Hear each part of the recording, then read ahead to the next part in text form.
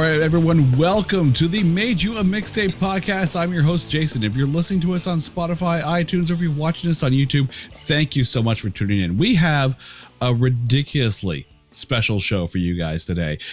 From Intergalactic Rock Star to caged combatant to pugilistic pontificator, he is the Baron of Bink himself, Robin Black.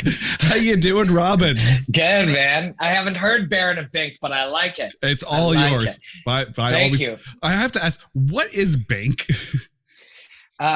Well, I have it trademarked as a sound effect. Mm-hmm. And I don't know. Like, I didn't invent the word. I didn't put the four letters together.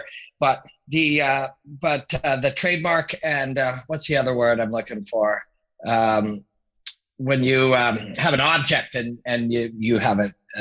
It's not a trademark is for words or ideas or something. It is a patent. Yeah, the trademark and patent people.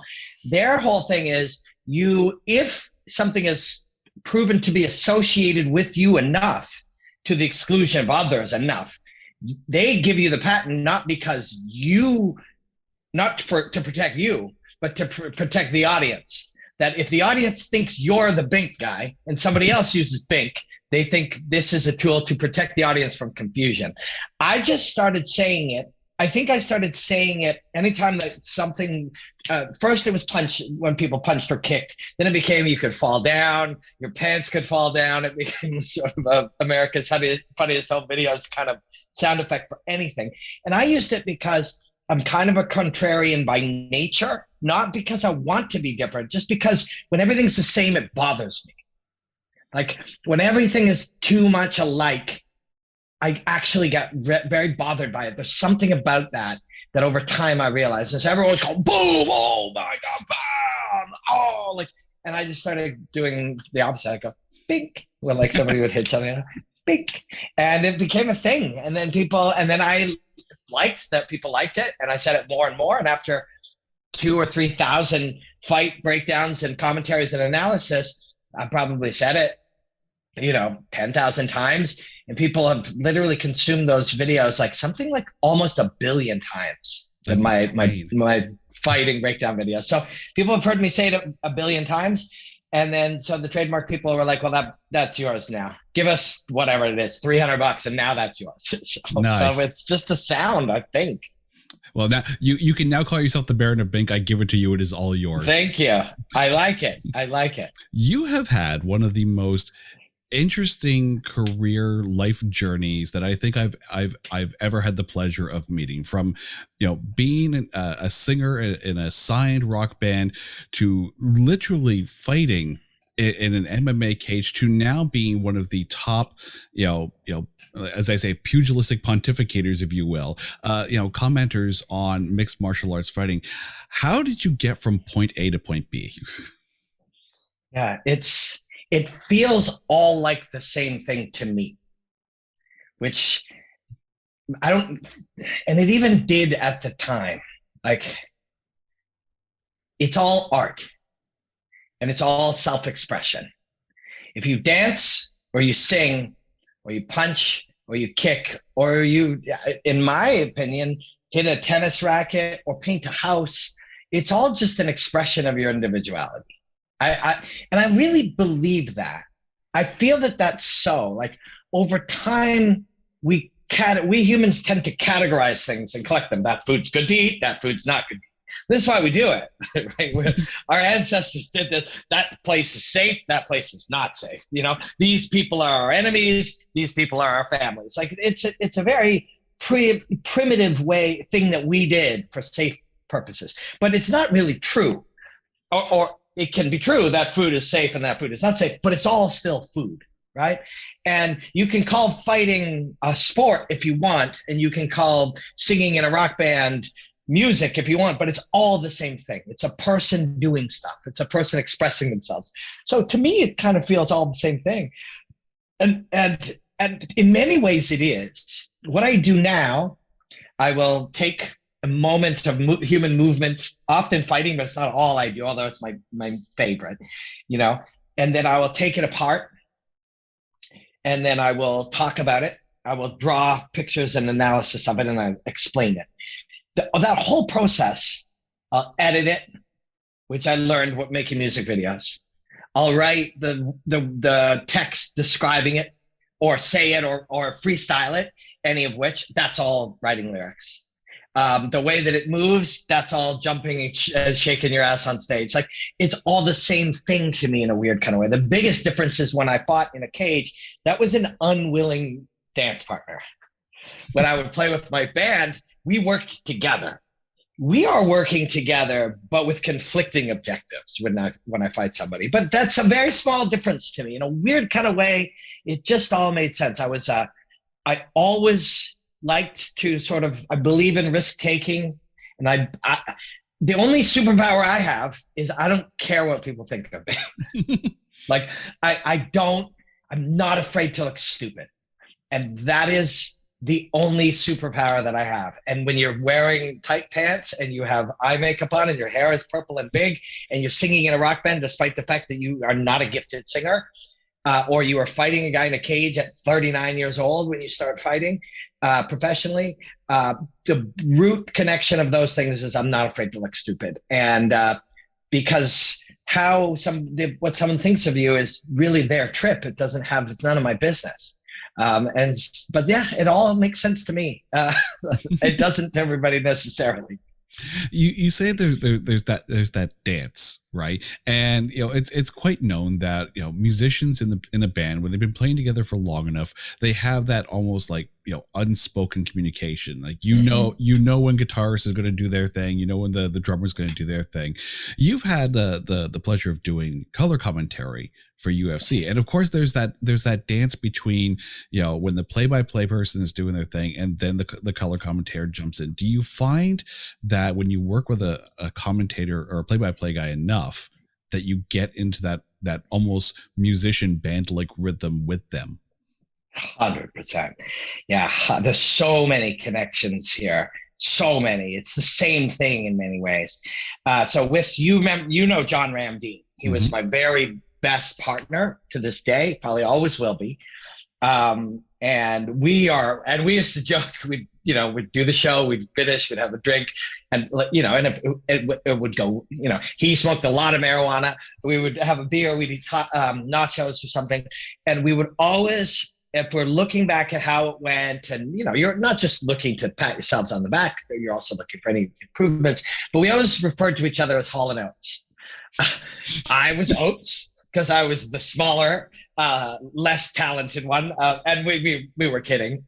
He could be Oates because Oates also had the darker complexion of the two, but we were Hall and Oates, and it's the same deal. Like, we were together, and we didn't just do it in commentary. We did it in shows where we were partners with these podcasts, everything, and it was a shared mind for sure.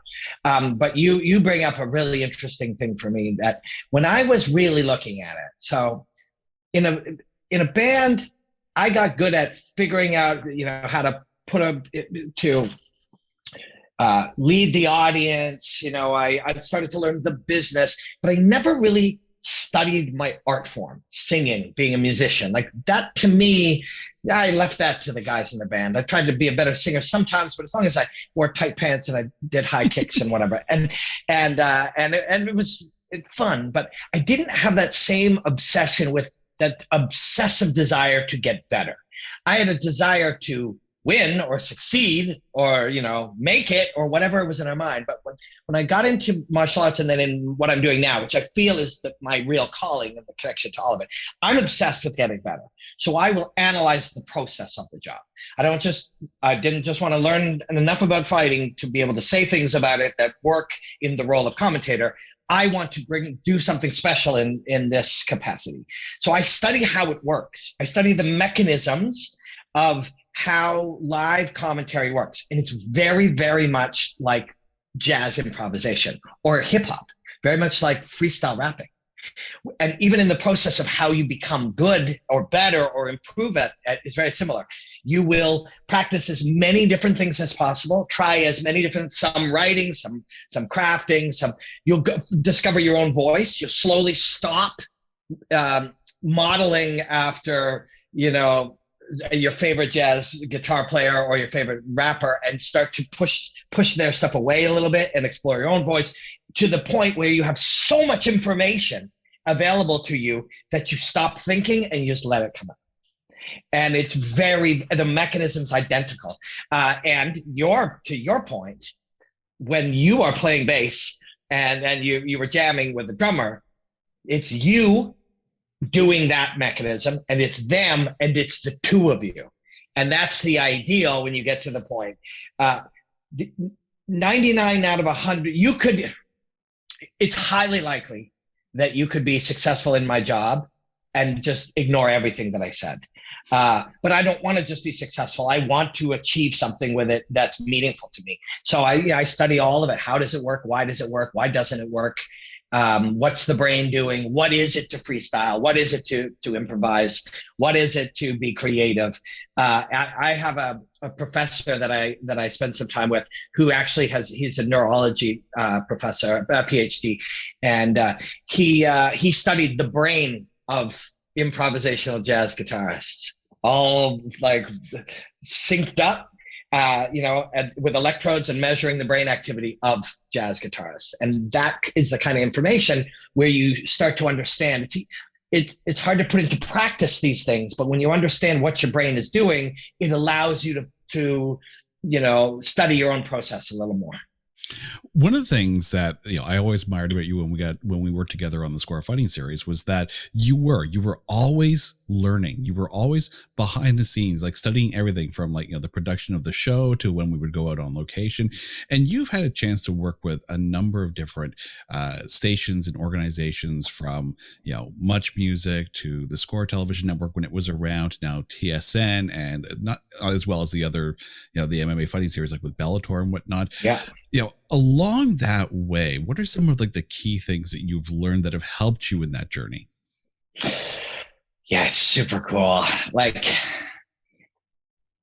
the most mind-blowing, there's so many things, but you're learning the steps.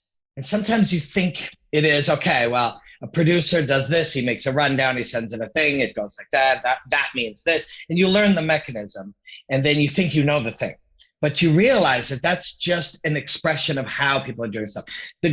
I remember the most blown away I was, where I realized just how if I was ever going to achieve something meaningful to me, how far I was from actually being able to understand how much learning was still left to do. Now I understand how little I know, and that if I happen to be able to live for 40 more years, maybe I'll know something.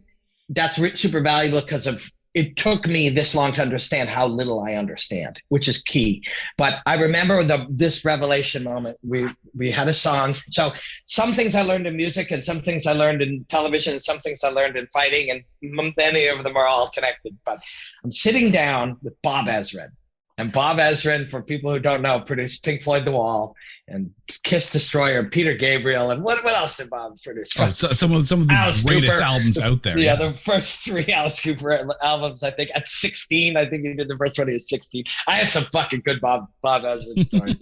Alice Cooper told me a good Bob Ezrin story, actually. So I'm sitting there with Bob Ezrin, and I watch, and there were a couple of moments like this. We had a song, and it's the last song on the album he produced. So the name of it is escaping me right now because it's been so long, but it's a piano song, and he liked it right away. Kai Anto, our guitar player, had written this piano line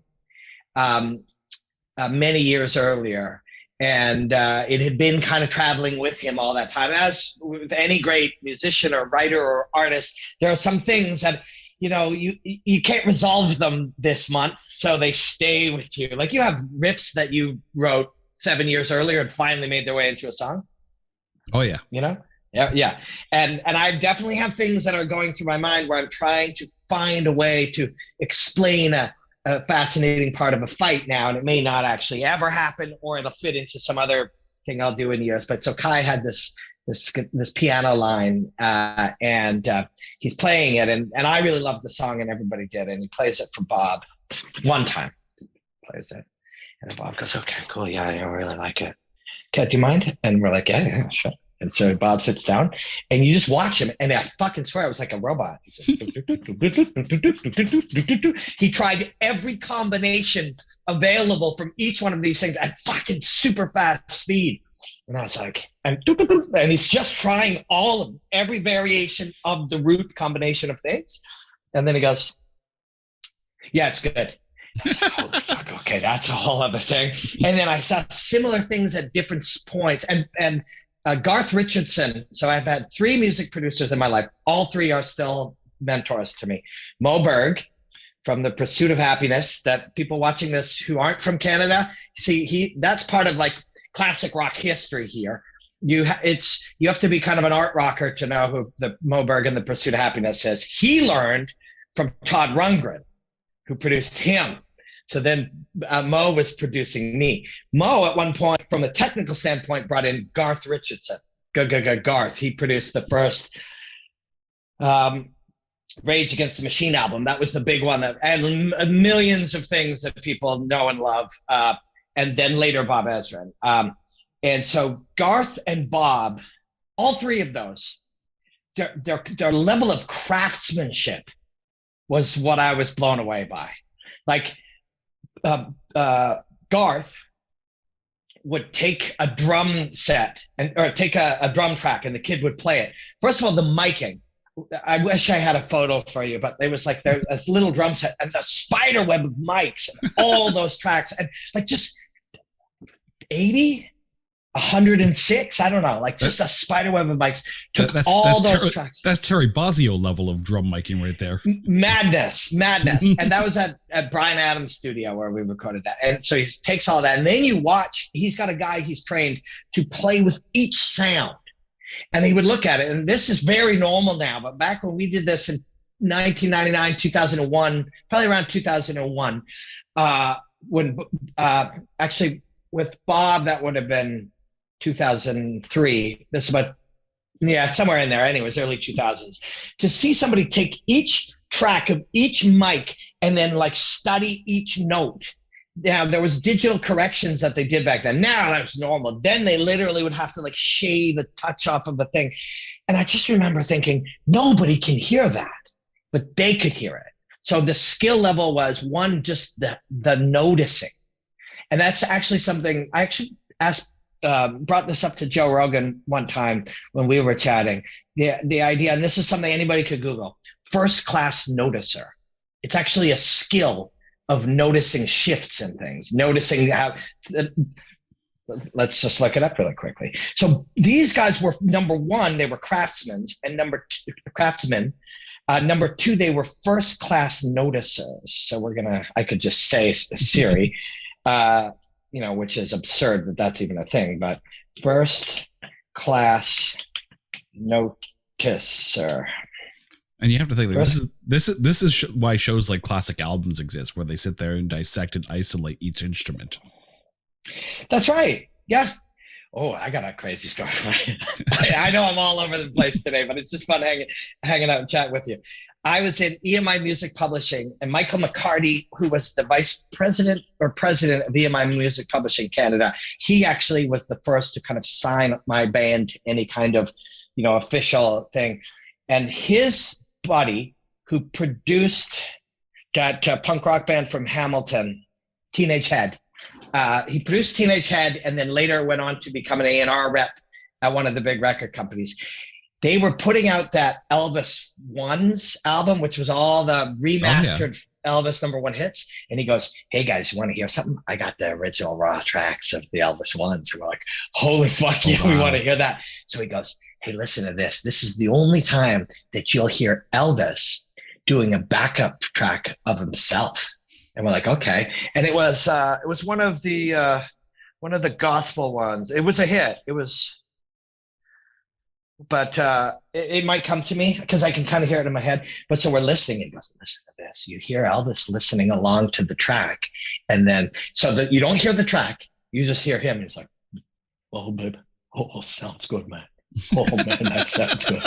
And then all of a sudden he sings it. It was one of the big gospel ballad hits. But whatever. And then it stops. So, and then you just hear him sing the phrase. It stops. Oh, baby, that sounds good, yeah.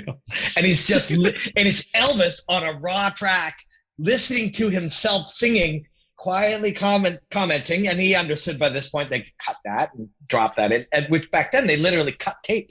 This was a razor blade. They would cut the tape and put it back together. And yeah, and we heard that raw track of Elvis listening to himself. It was fucking wild. And it was wild. Just wild. I can just imagine that being similar to like when you buy a DVD or a Blu-ray and you listen to the director's commentary while they're watching their own movie, like kind of after the fact.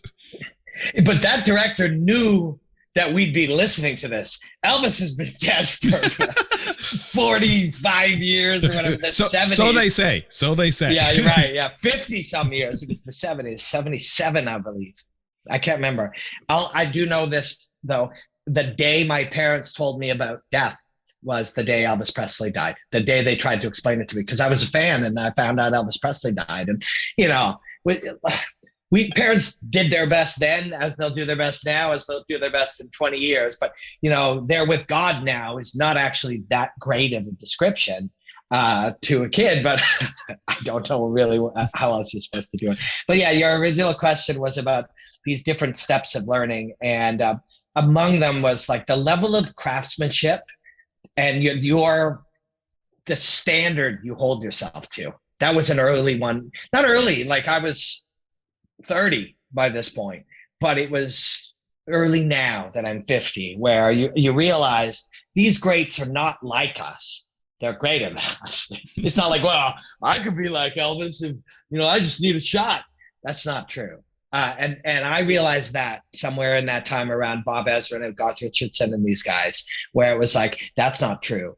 And a lot of us think this, and I thought this, that, well, the big difference between Jay-Z and my friend who's a rapper is my friend never got a shot. Not true at all. There is expertise. Expertise is a real thing. It is a result of deliberate practice, hard work, feedback, trial and error, failure, sacrifice, et cetera, et cetera, et cetera. And those guys have done it. I haven't yet. So they were important to me. When you gave me that very nice compliment that you would notice that I was always trying to learn all the different aspects of things, I take that as a huge compliment, and I feel that that's true. I try to do that. I think I learned that through that process with these people. And to anyone who's actually listening, one of the coolest things you can ever tell yourself is that you don't know everything, but you can learn as much as you possibly can. And once you admit that you don't know everything, it opens the mind to allow you to learn. You mentioned that you were a big Elvis fan. And to anyone who, you know, has listened to your music, there's a bit of a difference between, you know, Robin Black and the Intergalactic Rock Stars and Elvis. What was it that you listened to that made you want to actually get into being in a band and getting on stage and starting to make original music? I think my weakness in retrospect was that I was more drawn to the performers and the show and the self-expression, Elvis's look and the way he moved and the way the leather outfit and the way that he excited the audience. In his case, was primarily women, and in our band's case, there was something about that type of glam rock that does, you have a 60% or a 70% or sometimes an 80% female audience, whereas, you know, grunge would have, maybe not grunge, but because it was very in fashion, but certain kinds of hard rock, it would be 80-90% men. There's something in that, but yeah, I think I was often, in retrospect, very much drawn to the performance.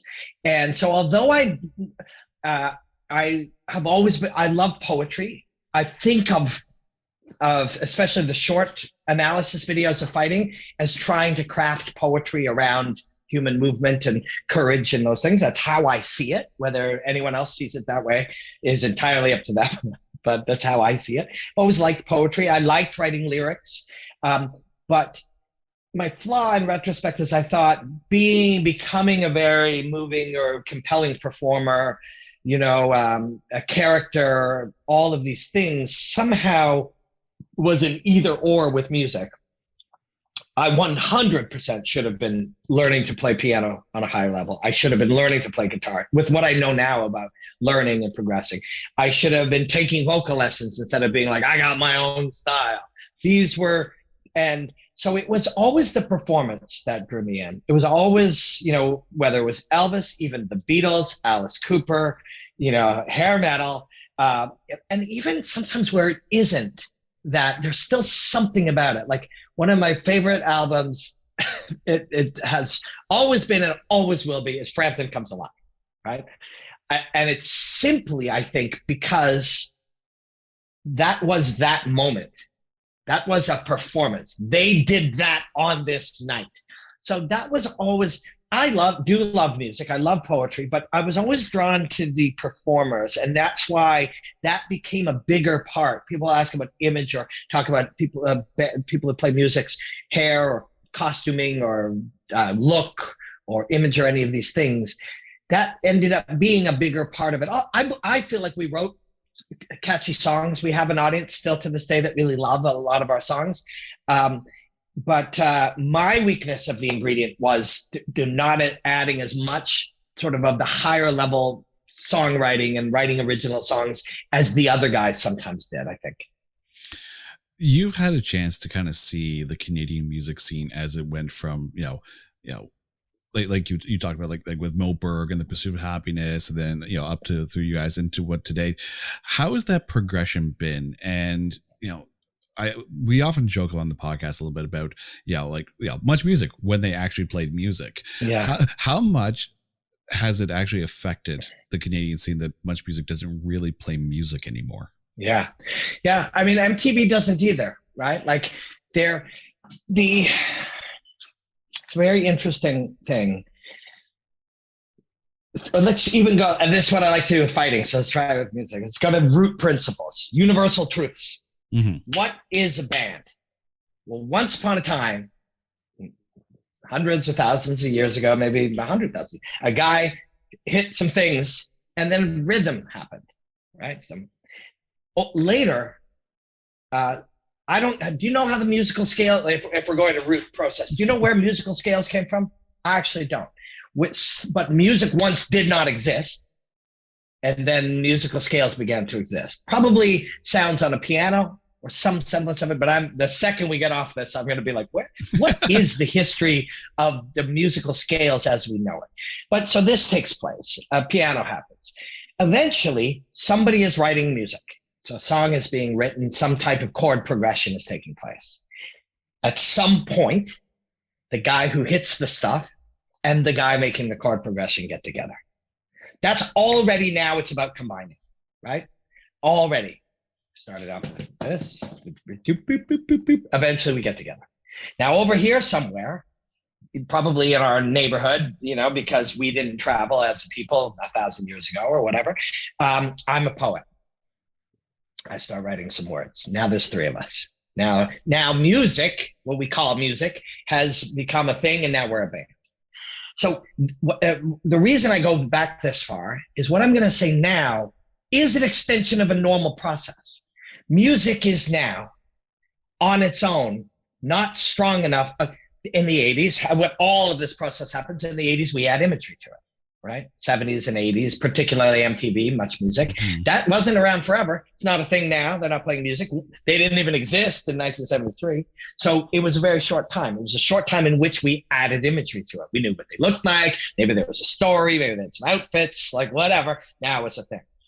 That natural progression from a guy hitting sounds to a guy somehow music exists, to a poet, to visuals, that's at each point, it seems to be not enough. Nobody just listens very much to rhythm. Nobody listens to simply guitar. Nobody reads poetry nearly as much. They end up combining. Something about humans, we need that. Then we have the imagery. Now, music has gone to a point where it's moments of just being a thing that we love in the mainstream. You and I, we will listen to music, and people listen to it in their car in different places, but it continued on. Now it's a thing in a video game. Mm-hmm. Now it's a thing in a movie. Now it's a thing as part of a commercial selling a product in a corporate structure. So it has passed its moment of being, there it is, look at it. It's now, because that we were around then. the 80s, man, music video and music it drove the culture. It drove the culture. Now apps drive the culture. So this is a normal shift. There are people who still love poetry. There are people who still love to buy paintings, even though there's NFTs and people sell digital paintings on the internet. So these things go up and down in their popularity, but it doesn't mean it's less valuable. It doesn't mean we love it less, but the culture, the civilization frames it differently. And so now that's music's role. And if you're often that pendulum as it swings side to side, music is, MTV, much music is big. Now music doesn't seem to influence the culture. What can and often does happen is there are some people over here who are like, I don't care if it does or not. This is how I express myself. If you're a serious musical artist, you're like, I am a musical artist. This is what I was put on earth to do. When that happens, some brilliant music will pop up. We'll sound old saying this, but we'll both say it and we both feel this way. Music sucks right now, right? Like it's pretty shitty. It's made by committee often. Mm-hmm. There'll be 8 songwriters. Anything made by committee is generally shitty. Safe, all the pointed edges are off of it. Easy to track, minimizing risk taking because it's about finance. It's about economics. As soon as you and I could make music by ourselves, and somebody is like, we can pay you a lot of money if you do your thing. Let's say in the 70s. Record companies come along and give us a bunch of money. We're Led Zeppelin. We're like, fucking great. Let's throw some shit out of hotel rooms and make some great music. But then as more money's coming into it, the money starts to be the driver and it shapes the music. Led Zeppelin's gone and it's, the 80s and then it's the 90s. So the influence of the money people becomes much larger. The art becomes much smaller. The art becomes less daring, innovative, risk-taking, exciting, and the money goes over here. In doing so, it minimizes the quality of the art, and eventually that shit happens. And it's kind of what we're seeing. But when that's happening, the pendulum swings the other way, and if everything sucks, and it does, it's much easier for something brilliant to come along, and we all go, oh my God, because all you have to do to make something brilliant in a redundant and commodified environment is just not do that thing.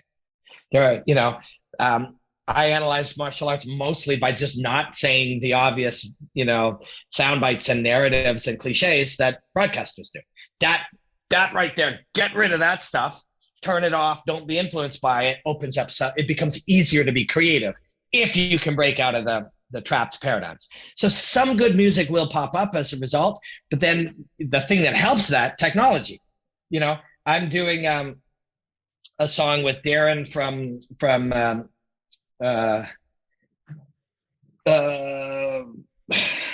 it's escaped me momentarily, his band, and a buddy, another guy from Green Jelly, and they're putting together a track and they send it to me. I'm going to record vocals on it on Thursday. I've done this only one other time in the last 5 years, but we're working on one now because my life is very taken up with my analysis stuff.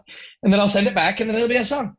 And then we can put it on YouTube and there's a thing. So we now have the capacity to make more music cheaply and artistically if we want. So there can be more great music there. Just difficult for it to cut through because there's so much of it. If we took a global check of how many original songs were uploaded to YouTube today, would you be surprised if you heard it was 93,000? I wouldn't. No. If somebody said 93,000 original songs were uploaded to YouTube today, I would be like, yeah, that makes sense. Right. Yeah, squares. Yeah, sounds right. Yes, that's squares every single day. So it'd be difficult to cut through, but we can make art. We don't need those assholes and their money to do it. We can make art ourselves. So it's an interesting time. But yes, the music business has shifted dramatically, and all of those parts are connected. If someone came along right now, and I know again this will be an old guy thing. If you were 17, or actually, if you were 17 or 18, I was going to say, and you said something about a record company, I would say you don't need one. But a 17-year-old wouldn't even say that because they'd be like, "Who the fuck is EMI? I don't know what that is." You know what I mean? Oh, exactly. Now, I'm glad you mentioned NFTs. I'm still trying to wrap my head around what the hell an NFT is, but yeah, I mean, I get the concept. But I remember Kings of Leon becoming like the first band to put out an album as an NFT, and a lot of people are kind of heralding this as the beginning of artists taking their art back from the record companies. Do you see this becoming the trend, or do you look at NFTs as, well, we haven't done anything for a year, we got to spend our money on something? Yeah. So I think whether we're talking about NFT or Instagram or YouTube or something that doesn't exist yet that will in 3 years, it isn't about the thing, it's about the process. It's about the where it's going. The internet, at least in this stage of it, it'll change many times if it continues to exist and we continue to exist. It is self-correcting. Harvey Weinstein ruined a whole bunch of young women's lives. Later, we were like, hey, the internet, fuck you, you're going to jail. Mm-hmm. You know, record companies steal a bunch of money from some people. They get way too much for what they give.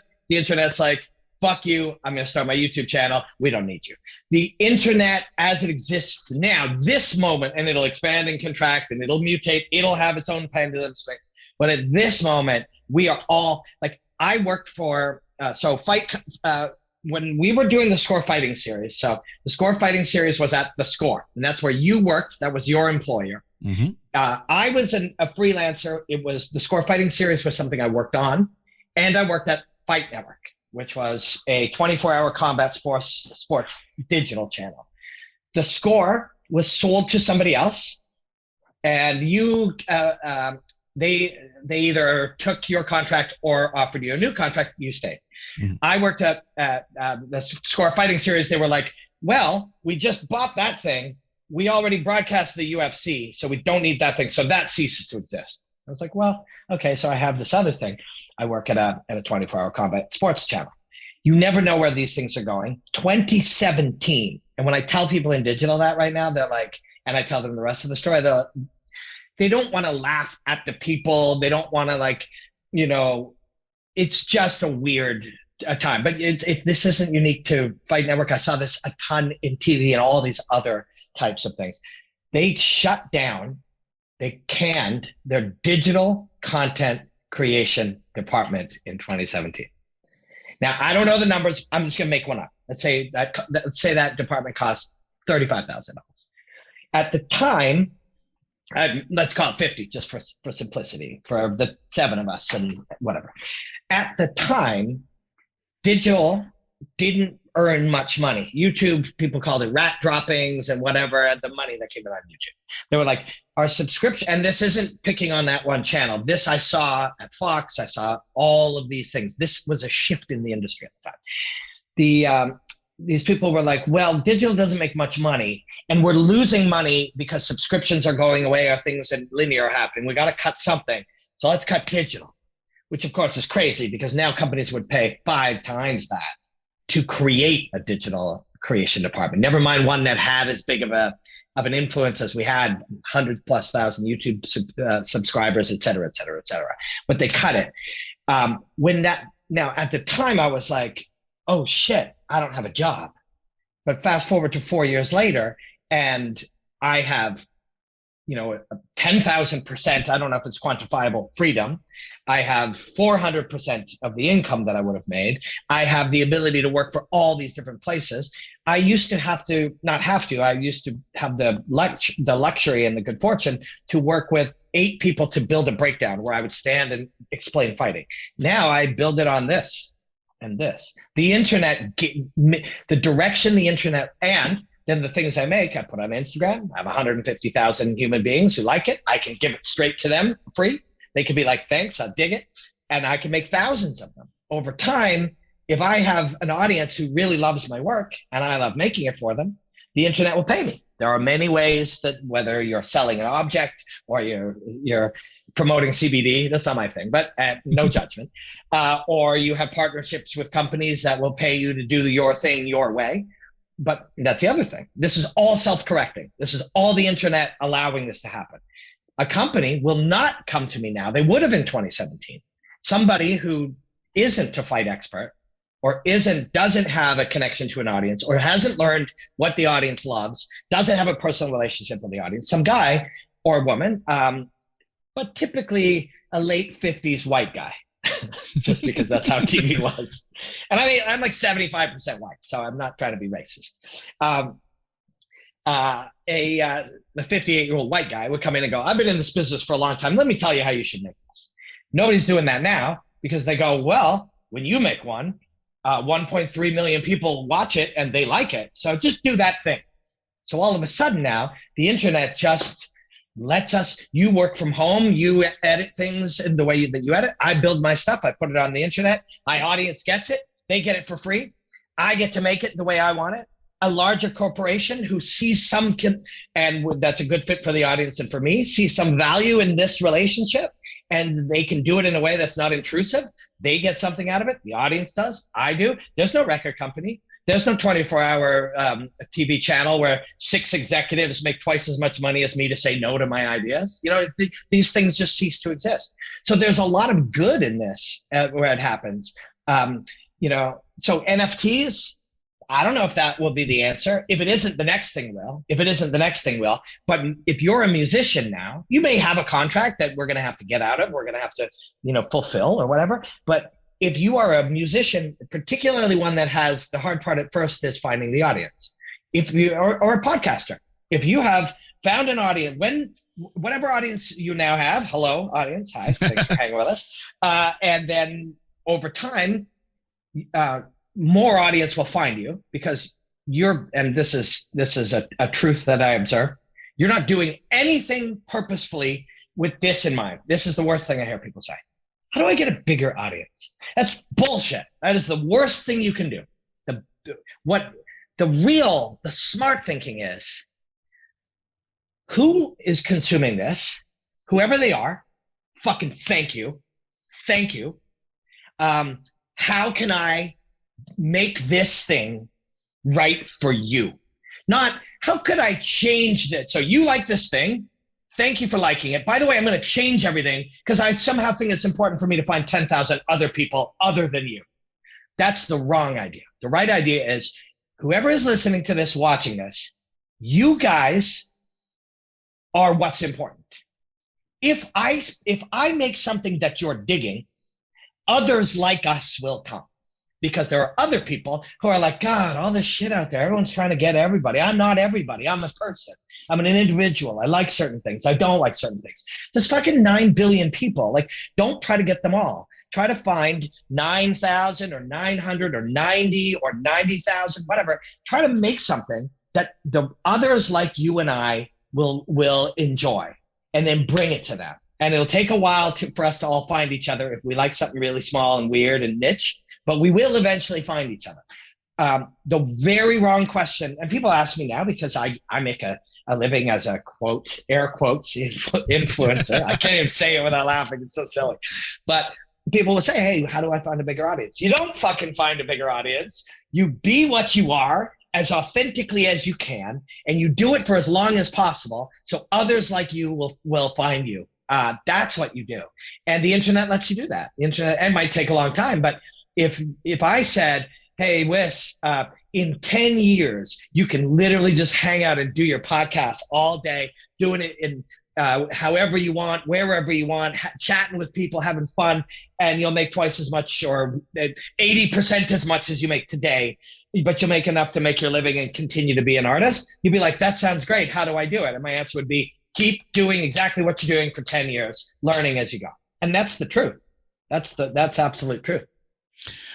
You've obviously, like had a long career, not just in music, but, in broadcasting as well. And it has gone through those shifts and those changes and those ebbs and flows and ownership changes and whatever the case. And you've done it with basically an aura of positivity. How much resilience and perseverance do you need in order to be able to basically keep living that best life? Mm-hmm. You're gonna fail for sure. So there's gonna be a lot of failure. So you've got to really, truly build a relationship with failure that it's valuable. that it's good, that it's a part of the process, that it is going to be, that if you're trying and failing, you're doing the thing right? If you're trying with everything you have and you're failing, you're doing it right. The next step of doing it right is make sure we're learning from that. But over time, a lot of this has come down to like just having a pretty decent relationship with reality. And for a lot of people who see the way that I do my things, they'd be like, that guy thinks he's in touch with the reality. But I really do. Like, I see the world how it is. It's unforgiving. It's very difficult. There are tons of setbacks and tons of challenges, and it's going to be hard, and you're going to be scared sometimes, and people are going to laugh at you, and all of these things. And that's okay, because that's what you should expect that. And if you see all of that and go, well, that's going to happen whether I have a good attitude or a bad attitude, this is just the truth, you can then choose to have kind of a better attitude. They're going to be down for sure. Like, that's going to be normal. Like, you know, when Fight Network was a big one, there's been a few, you know, for me. When I went to fight, you know, I had a seizure from drugs and alcohol playing with my band. And then that was a turning point to kind of get me to a point where I really started to focus on other things that were important to me, martial arts being the biggest one. And it wasn't too long that then I was fighting. That was a big one. Fight Network shutting down was a big one. Or shutting down that sort of content creation department, that was a big one. I was sort of Joe Rogan, we became friends. He recommended me to the UFC, and they offered me a big job to move to LA. They said I'd have a contract in 4 days. And that was 5.5 years ago, and I never got the contract. And a few weird normal things happened. These things hit me pretty hard. That one was a tough one because I was like, but you said I was going to have a contract. You said that you were moving me and my wife to LA. But then you realize over time, it's like, this is normal. Of the 50 people that have been offered a big job in a large moving corporation, 32 of them or 21 of them or something, somewhere in the trying to make it happen, it doesn't quite work. And you're like, oh, that's normal. Okay, so now when there's a big thing that doesn't come through, I realize you shouldn't have categorized it as a big thing just because it was offered to you. That wasn't done. Now I look at things like that differently. So each step of the way, if it doesn't, you know, and there's all these cliches, we could have a cat hanging on a rope here saying, hang in there in the back. And it would be like, you know, what doesn't kill you makes you stronger. But most of those things are somewhat true. Like at each step of the way, it becomes somewhat easier. Like I was very close to having what somebody would classify as a nervous breakdown. And if I didn't, I don't know what the classification is. But when I was like fully, you know, like fully not just sad, but confused and making irrational decisions on the next step. And like, you know, like just behaving because I was sure that I had achieved this dream that I had set out that I thought was going to be a particular way, and it didn't go that way. So, you know, there are definitely steps along the way, but you're kind of, once you blend it all together, then it's like, this is just my life. I'm just traveling along doing stuff. It's not my life plus a job, or it's my life plus a goal, or my life also I fight. It's all your life. And once you kind of get to that point, it's easier. It's sort of easier. It's like, okay, of course shit's going to happen. Of course, you know, right this second, I have 3 or 4, maybe really 4 going on 5 big partnerships with great companies doing cool work, really exciting stuff. But of course, one of them is going to go out of business, or somebody's going to want to take my job, or myself or an executive or some other person will have some perceived injustice, and then we will start to not get along, and none of us will know what's like. These things will definitely all happen. And that's okay. That will be part of the adventure. And it did take me a long time to get that. And you have to just learn as you go, but it all makes you a better person. You know, now I hold myself to as high a standard as possible, knowing that sometimes I can't, sometimes I'm tired, sometimes I'm grumpy, sometimes I'm stupid, whatever, but I will hold myself to a high standard. And I try to hold others to not as high a standard. If somebody does something that I think is wrong in the moment, maybe their mom is sick. Maybe they found out that they have an illness. Maybe they're exhausted. Maybe they have a gambling problem. Like, I don't know. but I should expect less of them and more of me. I found that really helped. I found expecting that lots of things will go wrong, and that's okay as long as it's part of the trip. Some of this stuff crosses over to sort of Stoic philosophy, which is not uncommon, that as people go down a trip that you're trying to first learn about music and then about business and then about fighting and then about broadcasting, and all the way along you see all these connections, and they're ultimately all sort of rooted in philosophy. And you start to learn a little bit about, if you study how people set up a cage and do a broadcast and how the editing works and then what the fight is, you see all these similarities and you realize it's sort of a study of the philosophy of living. And then that becomes part of your trip. If you're going to be a great editor or really good at playing bass or writing for the New York Times or whatever you're trying to do, the process of doing that will reveal truths about how to live your life in a way that's a little easier to stay positive or a realist. I think when I was younger, I was too much of an optimist, and I never want to be a pessimist, but you realize that realist is shit will go wrong. That's cool. That's part of life. And I'll learn from it, and hopefully in the long run it'll make me better. And if it doesn't, and that I think is the other sort of very small, simple philosophy that I somewhere gathered playing in a band. If you have something you're trying to do, there really are only two primary universal ways you could fail. You could quit, or you could die before you get there. I can't control whether or not I die before I get where I'm going. So that one's irrelevant. So I could quit, and I don't. So there we have it. And there's a simplification that starts to happen in these kind of process.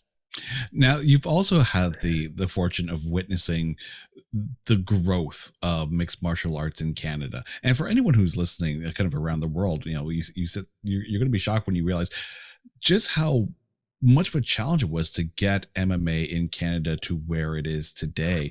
From your standpoint, like with the Canadian Fighting Championships and Rec MMA and Score Fighting Series up to today, how has that progress been in Canada for mixed martial arts fans?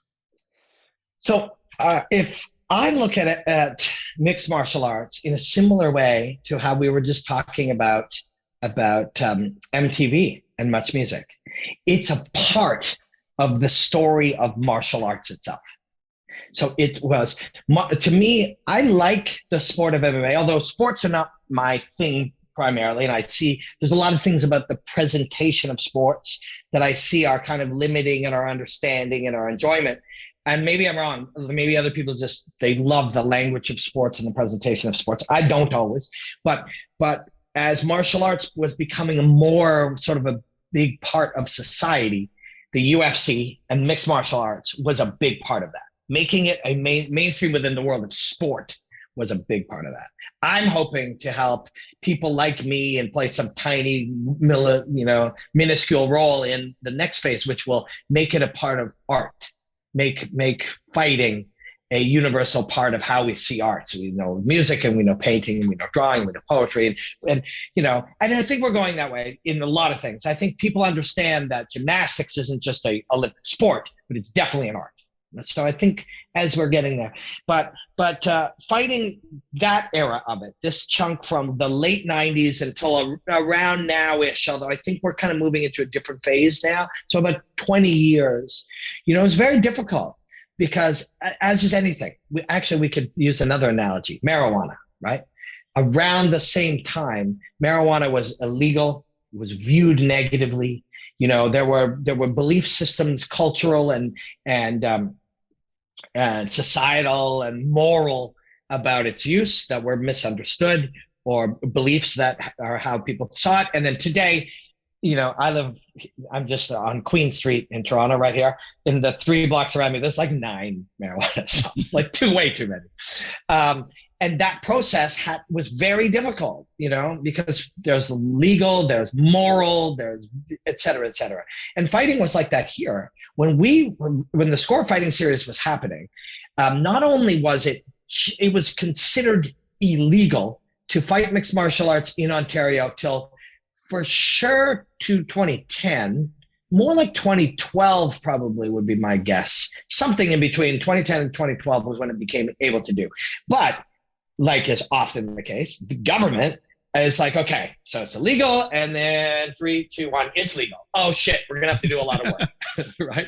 So they didn't want to do a lot of work, so they created like all these barriers to slow it. Like you had to use union people, you had to do these certain things, you had to pay these certain fees, you had to hire. It costs $60,000-$70,000 to do it before you hire a fighter or book a flight, or build a broadcast. So Brendan Fife is our friend, and he was the one who kind of spearheaded that. And the Score as an entity was able to kind of find the way, because there was a broadcast element. If we wanted to have like the World Marble Championship on and it's the Wiss and Black network, and we own a television network, and we want to have marbles on it, we're going to pay them $50,000 for the season of marbles. Score didn't have to pay that, so they could spend it to build the show. But yeah, it went really, really slowly. And again, I never thought of it till now, but marijuana is another perfect example. It's just a government red tape. You used to believe this now until it's okay. At first, you had to have hundreds of thousands of dollars in escrow to open a marijuana store. I don't smoke a lot of marijuana, which will probably surprise people, considering I sound like I'm high right now because I'm meandering. But this is how my brain works. I don't smoke a great deal of marijuana. But it is still, and which maybe allows me to be a little less biased and more of an outsider view of it.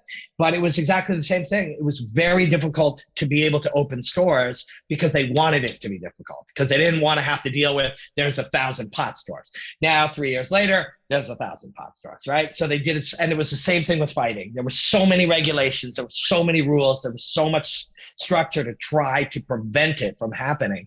But we found a way, and I'm glad we were a part of it. All of these things, when I'm hanging out with you here and we're chatting about things from before, all the things that you get to do end up being a part of your own story. And whether you ever tell your story or it just sits in the back of your head informing who you are, like that one, I'm really glad we got to be a part of it. I'm really glad that we got to be a part of that. To anyone who actually watched the Score Fighting series, it was so much fun to work on. It was a blast. Obviously, every time the Olympics comes around, there's always talk of what new sports we're going to add, what new sports. And there has always been an element of combat sports in the Olympics, judo, taekwondo. MMA is not there yet. Mm-hmm. Do you ever see a day where mixed martial arts becomes an official, not an exhibition, but an official Olympic sport? And I'm going to put your, pugilistic pontificator hat on here. Mm-hmm. If you had to form a Team Canada that would represent at the Olympics in mixed martial arts, we'll say regardless of weight class, what 3 Canadian MMA fighters would you put, carrying the flag? Really, that would be difficult because even if it was like today, you'd want them to be young. Like you'd want them to be, although it depends. Like if this is a scenario like the NBA where they're like, okay, it's the dream team, then we'll get George out. George St. Pierre up fighting and George would fight for an Olympic gold medal. Let's make sure. Let's go to some of the other thoughts first. I definitely think it will. The very first Olympiad, 3 of the sports in the original Olympics was boxing, wrestling, and pankration. And pankration is the original Olympic, one of the most celebrated original Olympic sports. And it's basically fighting. It's basically MMA. They considered pankration at the time, I believe. I was in Russia and I was commentating the World Combat Games, including the World Pankration Championships. And there was a Canadian there and he showed up by himself without a coach. So I coached him. And then Glennie Mac's joke was that I was the coach of the Canadian Pankration team. I didn't have to commentate. His one wasn't being broadcast, so I coached him, which was super fun. He lost 15-2. And he blew out his knee. We didn't do well.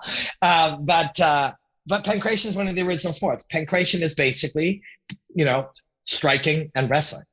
And it was one of the most celebrated. So it is an Olympic sport in that way. And I suspect it will be again. major differences. And the early Olympics, the early Olympiad, it was competed naked for some reason. I don't know exactly why. I don't believe you were able to strike the genitalia or any of the other things that are typically covered in modern fighting. But yes, I think it will. And I think when it does, I think it will be considered like this isn't new. This is back to the original, that the Olympics has celebrated this type of athletic endeavor and competition since the beginning. I think it will likely happen, but I think it'll be driven by the United Arab Emirates and Bahrain, both of which I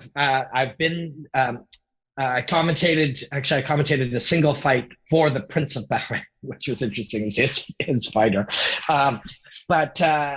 That, of course, there's a lot of money there, and an insane amount of money in that part of the world because of oil. And they have a real passion for mixed martial arts. And there's a lot of involvement with the amateur mixed martial arts federation there. So that it will happen one day, and it'll be driven by the Middle East. Now we're getting close to the podcast here. So before we get to the big question, I do have to ask, because you have, throughout every step of your career, you've achieved a level of, of personal happiness with where you were at. So for someone who is themselves, either going through career changes or continuing to evolve their own career, what advice would you give to someone who is looking to not emulate necessarily what it is you do, but at least emulate the grace with which you've done it? Thank you. I think in retrospect, some of these things were very real at the time, but are more easy to say now because these are hard things to live when you're doing it. I think you almost have to look at a path as there are there are a few basic things you're trying to achieve. So we have a destination in mind. Now, when we get to that destination, there are multiple destinations along the road. You might have an ultimate goal, and then you'll have some goals along the way, and then there'll be process goals, some way I want to improve. Like a process goal is I'm going to make 10 breakdowns a week, and I hope to things about your own skills that you're trying to raise. But whatever that is, at some point on that thing, it will be, I want to do this for a living. That can't be the priority to me. Sorry, it can be. For me, you have to minimize the money early. And I think minimizing the importance of money is super important. I think it's a driver to getting somewhere. Now, I have some money now, and I do pretty well. And so people might say to me, that's easy to say. The only people who say minimize money are people with money. But that's not true. I was $40,000 in debt, credit card debt, sitting there, making $2,000 or $3,000 a month and spending 4 or 5 or 6 for a while, suddenly being 20,000 in debt and bringing some more in and realizing, and maybe it wasn't exactly 40, but it was getting there. It was in 30s, 38,000. Remember having two pieces of income for 2,000 or 3,000 in total, and looking at my credit card thing and going, have I just gone to the point that I literally am fucked forever now? But I remember thinking it was like, so this was true even when it was hard. The idea that money, minimizing that's how I put it actually at the time and today, deprioritizing money. And I think you have to deprioritize money. So there is, and we're just going to put this imaginary destination over here. So the example that I'll use is when I knew that I had something to offer. I knew that what I was doing, studying martial arts and sharing what I found had some value. It was proven to have some value. There was some audience who liked it. And if I kept getting better at it, it would have more value. I didn't know how long that would take. I had the belief that if I concentrated on that, getting better every day, doing the work, craftsman's mindset is build a bench, sell a bench, make a better bench, make another bench, learn to make a bench, get better parts for the bench, like doing that with my work. I was doing that. And my belief was if I did that long enough, that the money would sort itself out better. And that's a terrible plan in the interim when you got $36,000 credit card and you made $3,000 this month. But, you know, that was the plan. Deprioritize money and work like a craftsman. And along the way, somebody will be like, will you wear my CBD shirt and do this deal with me for this thing or sell this whey protein? And I'm not saying no because but the goal was get better all the time and build an audience by being honest, by making it better, by not being about money. Eventually, in theory, the money may sort itself out because the destination isn't get paid. The destination is become valuable, make something meaningful, grow, learn more, be curious yourself. That's the goal. The belief is that may be monetizable one day. That's a very difficult path to take because it's very stressful. There's a lot of ways along it where somebody can offer you a little money to stabilize that idea. And I'll typically say, stick with the thing. Now, so as I lay that out, the next question is, well, I need money to live, right? Somewhere nebulous, 3 years in the future, 7 years in the future, somewhere, this idea of being a craftsman and an artist and continually getting better and building something for an audience and creating value for your consumers, building a relationship with people who love your shit, so one day that will pay. Well, that's a great theory, but how do I eat or pay my credit card bill from doing that or pay my rent? And the answer to that one might be get a job.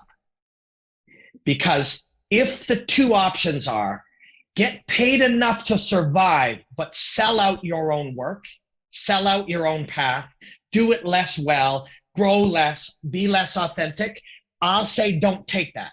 I'll say go the authentic route and get a job, be a bartender, do labor, do online work, whatever you can do.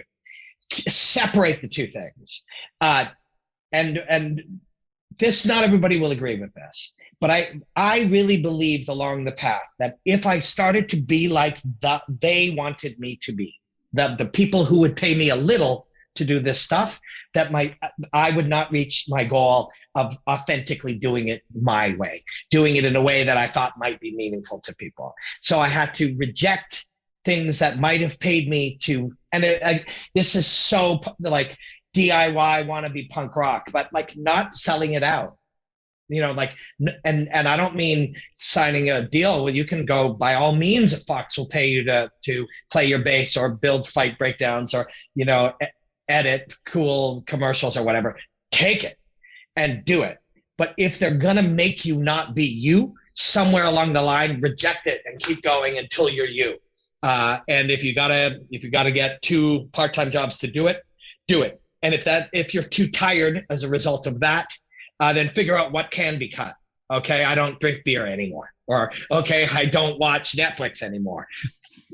The ultimate goal is to follow your path until you actualize. That's what Bruce Lee and lots of people have called it. You're trying to actualize yourself to your potential. That is your number one path in life, in my opinion, regardless of money, goals, what it is you do. That thing takes priority. Anything that stops you from doing that, get rid of. Unless it's also important, because things will stop you but are important. Your child will take part of time away from that. Well, you should still have a child and you should still be a good father, right? But whatever in reality can allow that. Don't cut that out. Don't block that thing. Keep that thing as your main purpose. If it ain't making you money, and it will not at first, just get a job and cut costs. You know, if your rent is too high, move into a smaller place, or like get a roommate, or like don't buy that. If your truck payments are too high, sell your truck. Like just cut your costs, earn money in whatever way you can, and continue to get better all the time. If you do, even if you don't one day get paid to paint or build fight breakdowns, you're going to be moving towards happiness, because happiness is acquired by learning and growing and trying to make something of value. So that's my route. And I feel strongly about that, but I also know it's not for everybody. And for some people, they actually don't know what the thing is, what that one thing that they're really, really curious about or interested in, or the direction of the path. So for them, that they start on a different point of, let's explore a whole bunch of things and see what I like, you know. But somewhere along the lines, you know, And there's so many, but the other one is you got to know when to stop too. Um, Playing in the band, I played in a band a couple of years longer than I should have because it was, hey, I should be thankful. I sing in a rock band. I get to go to England and play in a thing. But those 2 years were years I wasn't doing martial arts and doing the thing that I liked even more. But I learned from that. And now sometimes it's okay to say, this part of the path was really fun. I learned a whole bunch of things. I'm glad I did it. I met amazing people, whatever. Now I'm going to shift. That's okay too. Okay, so we've gotten to the point now where we have to take Robin Black and make you a mixtape. So Robin, if you were to introduce yourself to a total stranger, and instead of saying, "Hi, I'm Robin, this is what I do," kind of thing, you hand them a mixtape, and on that mixtape are songs that tell the story of you. What songs are on that tape, and why are those songs there? The first song that ever grabbed me as a kid, I'd put there. I don't know if you would get the story. You wouldn't get the story from it, but you get something from it. But Boy Named Sue by Johnny Cash was like the first big song of mine. And I acted it out. And so Boy Named Sue, Johnny Cash's dad names him Sue and then fucks off. And Sue grows up being angry and tough and fighting and, having to people make fun of him, and he turns into a tough, dangerous man. And then he tracks down his dad, and there's this fight scene. And I used to act it out when I was a little kid. I was and then, his dad pulls out a knife and cuts off a piece of his ear, and he breaks a chair over his dad. And me and my neighbor would act it out. And then at the end, he's about to kill his dad. And he says, "Before I kill you, can I ask you a question?" And his dad says, "What?" And he says, "Why did you name me Sue?" Or the dad says, "Before you kill me, let me tell you why I named you Sue. I lived a hard, scary life. It was challenging, and all these things happened to me. And life's hard. And I wanted you to be tough, and I wanted you to be able to handle it. So I named you Sue, so you would, face challenges, and in the end, it would make you stronger." It's like Conan the Barbarian. Like it's a classic tale that represents a million things. And then in the end, he thanks his dad. It's not directly related to my life, but that was the first song where I was ever drawn to the story. We acted it out. I sung it, performed it. And it was a strong story there. And Johnny Cash always kind of had that kind of storyline within there. And that's still definitely, so I would put that on there. And then I would probably put Alice Cooper, Under My Wheels, or some Alice Cooper song, because when I was a little kid, and it makes total sense to me now, I had an Alice Cooper comic book. And I took it to my parents, and my parents are very smart and very cool, and they've set me up to be a successful human for sure. They were tough. My dad was very, very strict, but that has worked out good. And I speak to them every week now, and there were periods we weren't always super close at different points in my adventure, but we are. And I brought the comic, and I said, this lady's playing at Winnipeg Arena. Can I go hear her sing? And then the way they tell it is they had a little talk about it. We lived 2 hours outside of Winnipeg. And they're like, Robin hasn't shown a lot of interest in a lot of things. Let's face it, he's kind of a weird kid. If he wants to see this woman sing, let's take him to see her sing. And they don't know. My parents weren't cool. They didn't know who Alice Cooper was. So I'm a little kid, and I get to the arena, and it's an Alice Cooper concert. There's chicks with leather bras and dudes with crazy outfits and stuff. And my parents are like, "Are you all right? Do you have any questions?" I'm like, no, this is cool. And so we come up to watch the first song or a couple songs, and we're up in the stands, and the whole place is like a heavy metal. It smells like marijuana. I don't remember exactly. I was a little kid, but there was a lot of weird, interesting things going on. And they were like, "Are you okay? Do you want to yeah, this is great." And 3, 4, 5, 6 songs into it, I'm watching, and then they at this point they're like, "Okay, we did it. We should probably go." And they're like, "Do you want to get a Happy Meal?" And I'm like, "Yeah, okay." And so they took me out of there, and then and Alice Cooper was like my first. And then I did martial arts as a little kid too, and gymnastics and diving first, and then martial arts. So Alice Cooper and Bruce Lee kind of together somehow became my two influences, which sort of, as a kid, those were probably my two kind of heroes. Elvis too, to some degree. And so that kind of made sense. So I put Alice Cooper in there for sure. I'll tell you an Alice Cooper story. When I made a record with Bob Ezrin, Alice Cooper's road manager for like 30 years, his name is Shep Gordon, I think, which was interesting because I saw there was a Vinyl. Did you ever see that series Vinyl? It's actually really good. It was only two or three seasons, and it was around like the 70s, and there's like the New York Dolls playing characters, and someone's playing Alice Cooper and stuff, and Shep is in it, which is really interesting. But so Bob, of course, his friend Bob produced Alice's first few records, and he produced I think he was like 16 or 17, honestly, when he first produced the first one. And it was Garth Richardson, who also produced ours, his father Jack Richardson. Bob was Jack's assistant and just kept bugging Jack to produce Alice Cooper, which I think was Hollywood in the 70s, and finally brought him out. He's like, well, you do it then. And that's how Bob got started. But so Bob produced our record, and then he reached out to Shep and said, my guys would really like, these opening spots. Do you think we could try to put that together? Alice is doing a small tour, especially Canada. And they're like, well, maybe.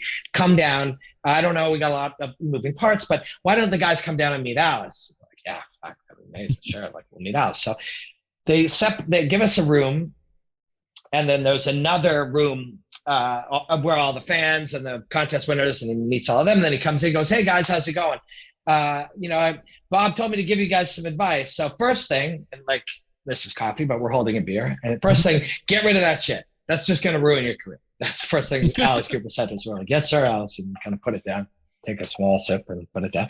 Then he goes, let me tell you Bob Ezrin's story, he says. So they were putting strings. I think it was Welcome to My Nightmare, but what do you remember Alice Cooper's second or third album, whatever it was? Maybe it was Only Women Bleed was the song. But so there was a Alice Cooper song, and Bob wanted to put strings on, right? And so there was album 2, 3, or 4, somewhere in there. Bob's probably in his early 20s now. And according to Bob, I think he was on a lot of cocaine, which I think is public. I don't think I'm sharing anything out of, he's a very calm, settled, successful, normal man now. But at that period, so Bob comes in to produce this, like, Los Angeles Philharmonic Orchestra, and he's Bob's a shorter man. He doesn't appear short as a man in his 50s or whatever, but as a 20-year-old, he's skinny and little. He had long hair down to here, little round glasses, and a leather jacket with tassels that hung all the way down. And he walks in, and apparently, like, Alice was like, you just look at all these like lifelong musicians. They're like, well, what the fuck is this guy, right? And Bob goes in there, tap, tap, tap. All right, I want you to, and he tells them what to do, and they start playing lackadaisically. And he goes, everyone take a break. Everybody take a break. Get the fuck out of my sight. So they take a break, and they all come back, and God, this guy is probably on drugs and he's yelling at us, whatever. So they start playing again, and Bob says, all right, let's start from the beginning. And he goes, stop after they play a few notes. And he goes, the second violin to the left from the aisle, your G string is half a note flat. Boom, boom, boom. He's right. And they fix it. The violin player fixes it. And everyone's like, holy fuck, this guy. And then he goes, all right, let's do it. And then they play, and everybody's dead serious, dead focused, everything, and they get the thing. And then Alice goes, fuck, like, Bob, like, how the fuck did you hear that? Like, in a whole orchestra, how did you hear that one string on that one violin or whatever that song was like out of tune? And Bob goes, oh, I didn't hear it. When I threw them out of the thing, I just went and detuned it. And Alice laughed, and I wanted them to take me seriously. And Alice is like, oh. And Alice goes, here's the crazy part. She goes, at the time, I remember thinking, and here I was thinking Bob was a genius. He goes, it took me many years later till I realized Bob was a genius. genius. That was the move of a genius who needed to get the best out of a 24-piece orchestra who didn't take him seriously, and had the brilliant idea of how to do it.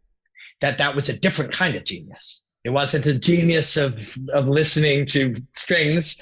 It was a genius of human behavior and producing. It was a genius of producing. And Alice tells us that, and we're just like, this is the fucking coolest thing ever. Like, the story's amazing, but you're also like, you're Alice Cooper. Like, and he's still Alice because he just did the show, right? Yeah, it was amazing. So yeah, I would put Alice Cooper on there. I was looking at a few things. And I would put some like high school, like 80s music, like performance kind of stuff, Poison, Motley Crue. I'd put something like that. I would probably put on either like Nothing But a Good Time, like full, because that's what I was into. And Every Rose Has Its Thorn, because I was like, a sensitive rocker. I think I would put on Roxy Roller, which my band covered by Sweeney Todd, which is a great song. And I think we did, no, I was going to say, I think we recorded the cover of that. No, but we recorded a Sweet cover by the Sweet. What was it? I forget. I would put Under Pressure by Bowie and Queen, or Freddie Mercury and Bowie.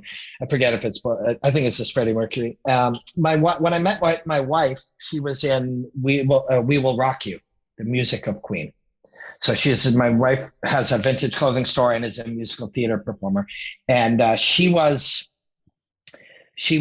I think 19, and she literally went to an open audition. So she's super fucking talented, like crazy talented singer. And not just, and people say, oh, she's gifted, and she is, but it's hard work. Like like anything, extraordinary hard work, just the right parents. They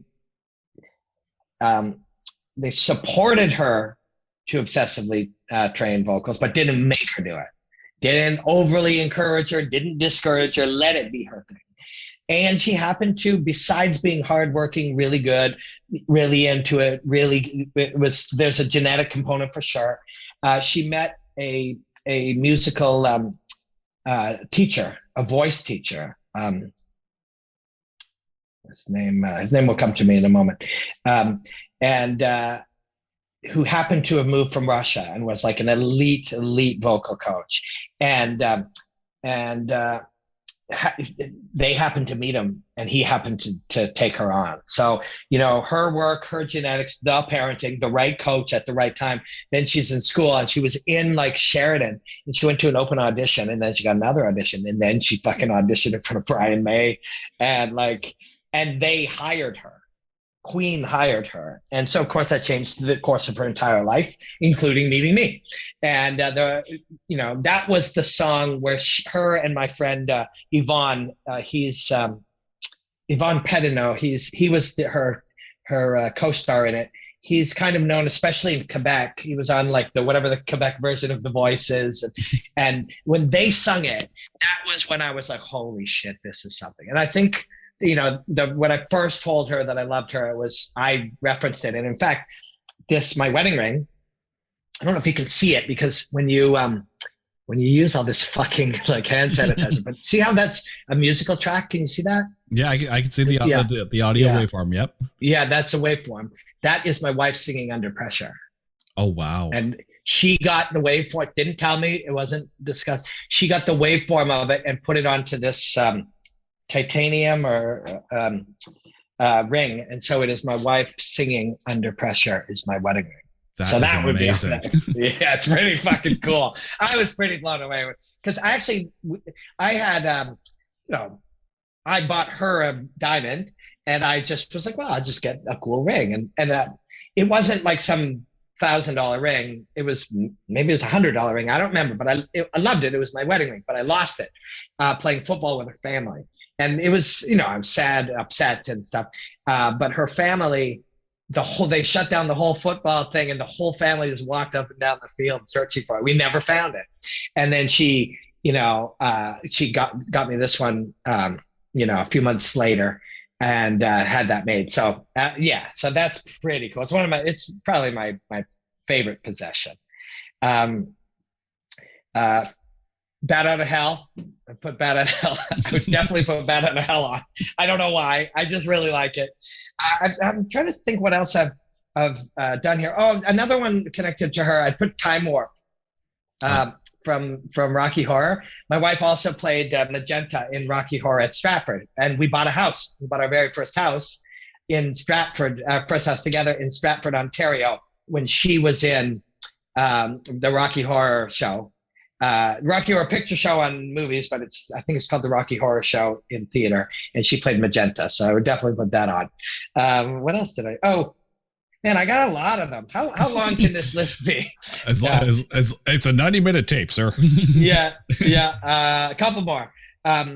So I put She's So Young by The Pursuit of Happiness, because Mo is like a very, very real mentor for me.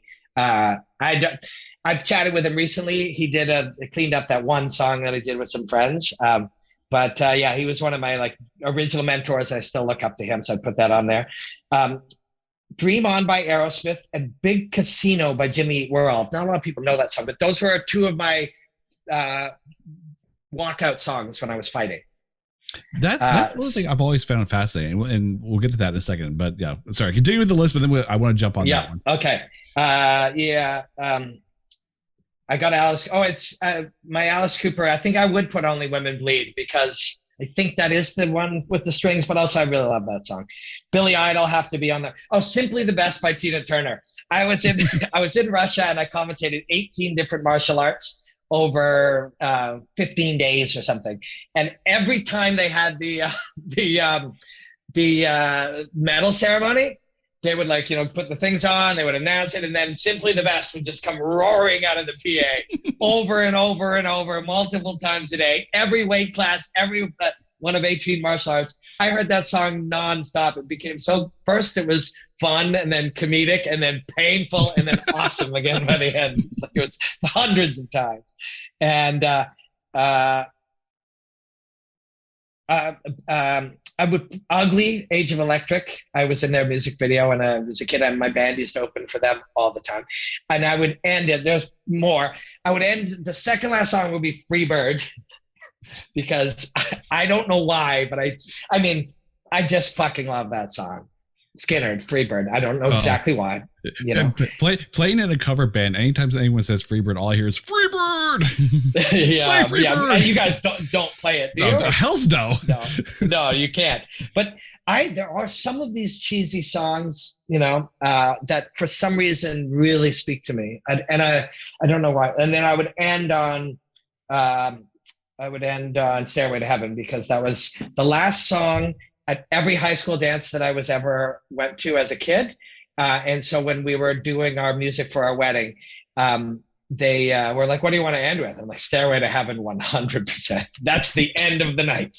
So I would end with that. I'm sure there's lots of other things that would make, that would connect to it. There's interesting people I met along the way that probably I'd have to put,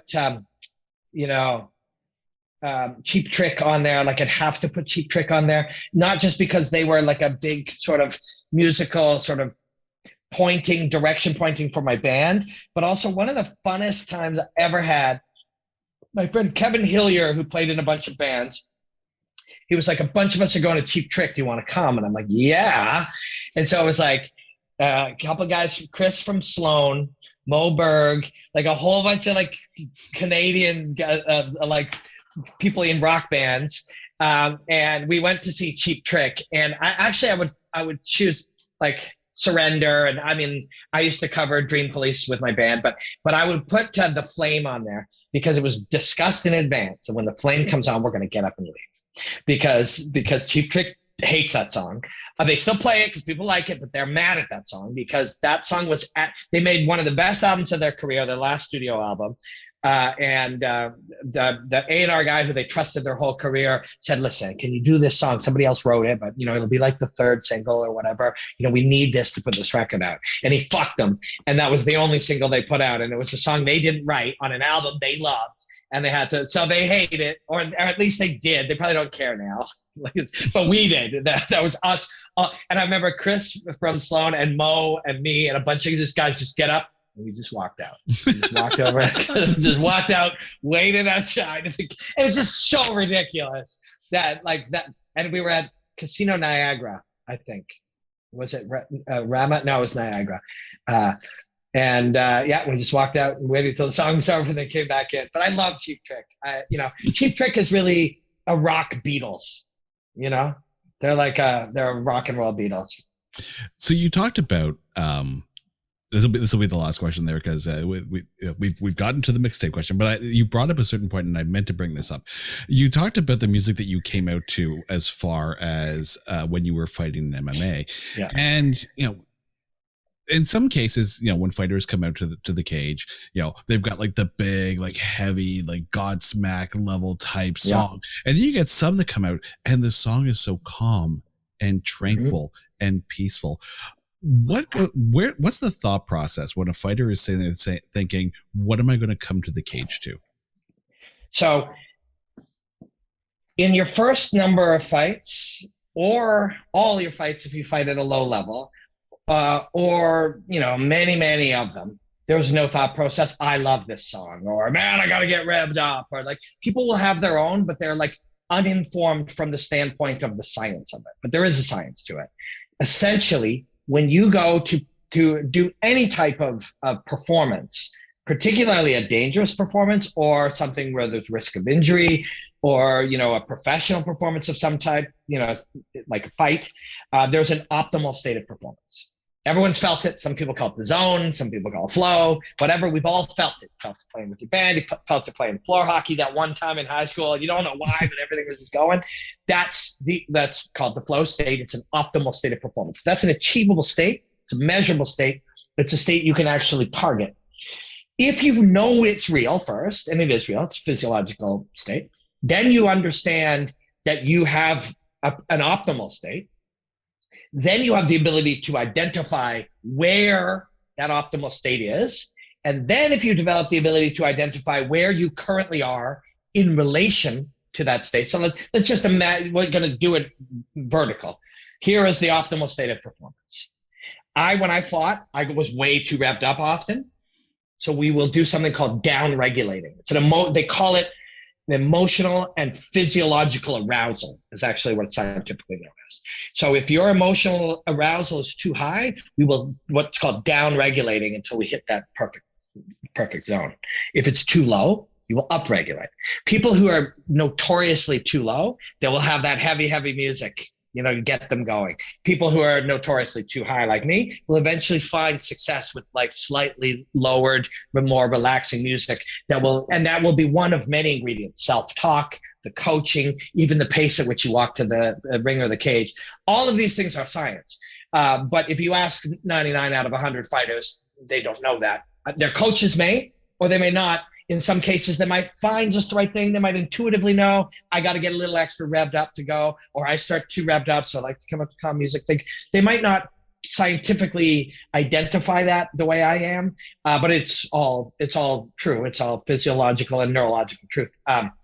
And so you will, if you are informed, or your coach is informed, or this, you will select it as one of many tools to help get you into just that optimal state to perform in your underpants, standing in a cage while everyone's watching you get kicked in the head. It's a very difficult thing.